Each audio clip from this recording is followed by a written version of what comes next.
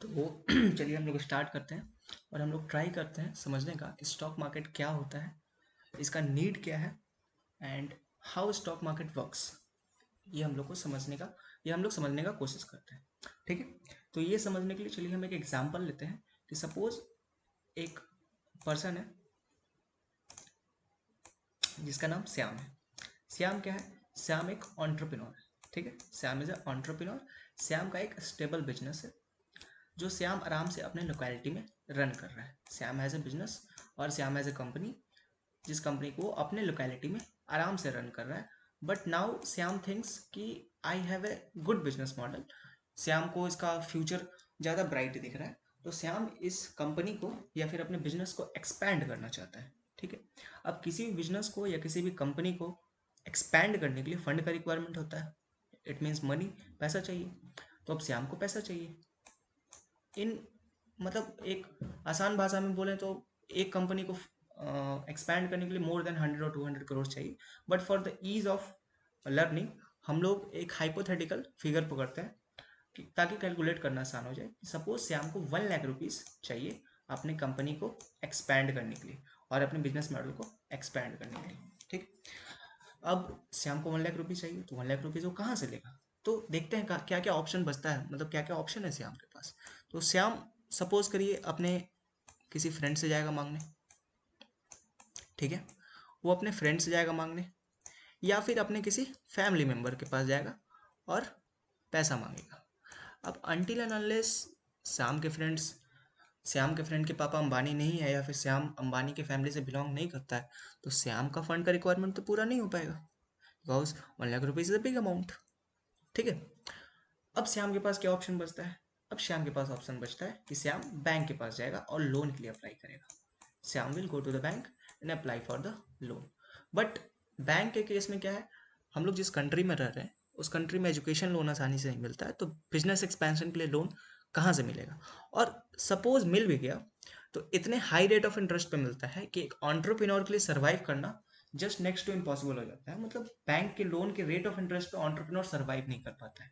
तो इसलिए entrepreneurs were tend to move to the stock market और वो स्टॉक मार्केट से फंड रेज करने का कोशिश करते हैं। ठीक है, तो अब हम लोग समझेंगे कि स्टॉक मार्केट से एंटरप्रेन्योर्स फंड कैसे रेज करते हैं। ठीक है, तो चलिए अब हम लोग कुछ मैथ्स कर लेते हैं। ठीक है, वेट अ मिनट, मैं सबको रब कर दे रहा हूँ। हम लोग समझते हैं कि श्याम अपना 1 लाख रुपीज का रिक्वायरमेंट स्टॉक मार्केट से कैसे पूरा करेगा। ठीक है, तो ये हमारे श्याम है। ठीक, और इनकी एक कंपनी है जिसका नाम है XYZ कंपनी।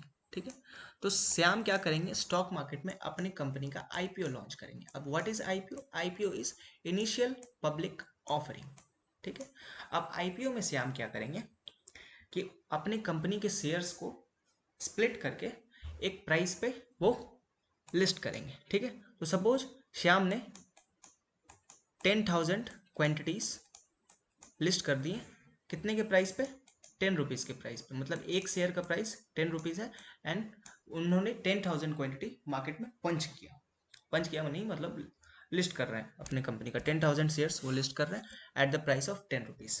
तो इस केस में श्याम के कंपनी का मार्केट कैप क्या होगा? तो जो भी प्राइस होता है कंपनी का, जिस प्राइस पे कंपनी का शेयर प्राइस चल रहा होता है और टोटल नंबर ऑफ क्वांटिटीज जो ट्रेड हो रहे होते हैं मार्केट में, total number of share quantity जो ट्रेड हो रहे होते हैं, उसको अगर आप मल्टीप्लाई करेगा तो मार्केट कैप। तो इस सिनेरियो में श्याम की कंपनी का मार्केट कैप कितना है? 1 लाख। ठीक है, इन फर्दर बढ़ेगा घटेगा वो हम लोग बाद में समझेंगे कि श्याम की कंपनी का मार्केट कैप कैसे बढ़ेगा या फिर कैसे घटेगा। ये है इनिशियल प्राइस, जिस प्राइस पे श्याम अपनी कंपनी का शेयर देने को रेडी है। इतना क्वांटिटी वो लिस्ट कर रहा है मार्केट में, इतना नंबर ऑफ शेयर का क्वांटिटी। ठीक है, और ये दोनों को मल्टीप्लाई करके क्या निकलता है? मार्केट कैप उस कंपनी का, श्याम के XYZ कंपनी का मार्केट कैप। ठीक है, अब कौन खरीदेगा? तो हम लोग खरीदेंगे, पब्लिक खरीदती है। पब्लिक क्यों खरीदती है? पब्लिक इसलिए खरीदती है क्योंकि पब्लिक को लगता है कि श्याम की कंपनी का, public has a trust. Until unless trust नहीं होगा तो नहीं खरीदेगी, but public has a trust कि नहीं, श्याम का जो बिजनेस मॉडल है, कोई भी कंपनी जब अपना आईपीओ लॉन्च करती है तो एक पूरा का पूरा वो एक बना के भेजती है, एक मैसेज टाइप कि हम लोग फ्यूचर में ये प्लान कर रहे हैं और ऐसे ऐसा ये काम के लिए हम लोग को फंड का रिक्वायरमेंट है, तो पब्लिक उसको पढ़ती है और पब्लिक को लगता है कि हाँ दिस इज अच्छा बिजनेस मॉडल है, ये फ्यूचर में ग्रो कर सकता है, तो कंपनी का शेयर पब्लिक खरीदती है। ठीक है, पब्लिक क्यों खरीदी? क्योंकि पब्लिक को ट्रस्ट रहा कि हाँ ये कंपनी का बिजनेस मॉडल अच्छा है, ग्रो करेगा, सस्टेन रहेगा। ठीक है, अब सपोज करो श्याम की कंपनी का आईपीओ लॉन्च हो गया 10 रुपये पे, और श्याम को 1 लाख रुपीज़ का रिक्वायरमेंट पूरा हो गया, पब्लिक ने खरीद लिया 10,000 क्वांटिटीज। अब नीड क्या है मार्केट का, अब हम लोग समझते हैं। तो श्याम जैसे एंटरप्रेन्योर जो बैंक से लोन नहीं ले सकते, जिनके मदर फादर अंबानी या अडानी नहीं है, वो लोग के पास एक जरिया है कि अपने बिजनेस को एक्सपैंड करें, और एक्सपैंड करने के लिए फंड चाहिए होता है, तो वो फंड का रिक्वायरमेंट वो स्टॉक मार्केट में आकर के पूरा कर लेते हैं आसानी से। इसलिए कर पाते हैं आसानी से पूरा, क्योंकि आप एक आदमी से 1 लाख रुपए लेना ज़्यादा टफ हो जाता है, और 10,000 आदमी से 10-10 रुपए लेना ज़्यादा आसान हो जाता है। तो इन्हीं मतलब मल्टीपल पब्लिक ऑफरिंग से वो ले लेते हैं पैसा, मतलब मल्टीपल पब्लिक सोर्स होता है पैसा लेने का, इसलिए पैसा लेना आसान होता है। एंड मतलब अगर हम डिफाइन करना चाहें स्टॉक मार्केट को, तो स्टॉक मार्केट एक ब्रिज है एंटरप्रेन्योर और पब्लिक के बीच में, जिसमें एंटरप्रेन्योर अपना नीड पूरा करता है एंड पब्लिक अपनी नीड पूरा करती है। पब्लिक को ग्रोथ चाहिए होता है एंड एंटरप्रेन्योर को फंड चाहिए होता है अपने कंपनी को ग्रो कराने के लिए। तो ये एक नीड होता है स्टॉक मार्केट में। अब हम लोग समझेंगे कि स्टॉक मार्केट में प्राइस मूव क्यों करता है, why prices move in the stock market. मतलब तुम बेसिक लेवल पे आइए, बेसिक लेवल पे हम जानना चाहते हैं कि एकदम बेसिक लेवल पे कि प्राइस क्यों मूव करता है।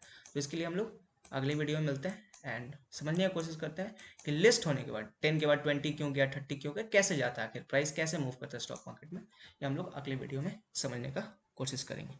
तब तक के लिए have a good day, bye.